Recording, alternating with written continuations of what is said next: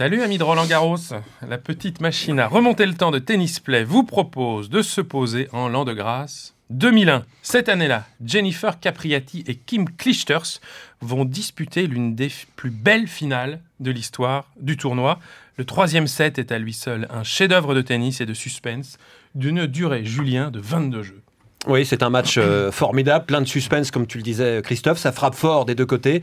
Techniquement, c'est parfait. Il y a une grande intelligence de jeu chez Clijsters et chez Capriati. Mais il faut rappeler l'histoire de Capriati pour apprécier, je pense, encore plus cette finale. C'est une joueuse qui a été bébé championne en 90. Elle est en demi-finale à seulement 14 ans. Elle est de 76. Ensuite, elle a sombré dans l'oubli.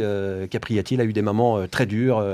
Elle a fait la une des pages des faits divers dans les journaux américains, et puis elle a dû se reconstruire entièrement, revenir, apprendre l'humilité, se reconstruire intégralement. Un an plus tôt, en 2000, elle perd dès le premier tour contre Zuluaga. C'est dire qu'elle revenait vraiment de très très loin, et ça rend, je trouve, cette victoire encore plus belle. Qu'est-ce que vous lui voulez à Zuluaga ?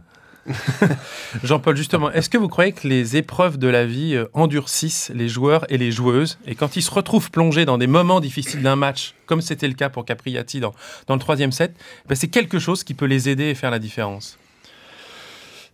La réponse est difficile à faire parce qu'on a vu qu'elle a replongé après. Je dirais, elle est revenue au plus haut niveau, ce qui est déjà un exploit formidable parce que tout de même, elle a eu pas mal de déboires. Et puis, on a pensé à ce moment-là que Capriati, ça y est, elle est installée pour s'imposer au plus haut niveau mondial, et puis elle redisparaît. Ce qui veut dire que probablement sur le match, d'avoir fait beaucoup d'efforts pour revenir à son meilleur niveau, et elle fait un match somptueux qu'elle gagne, ça lui a peut-être servi.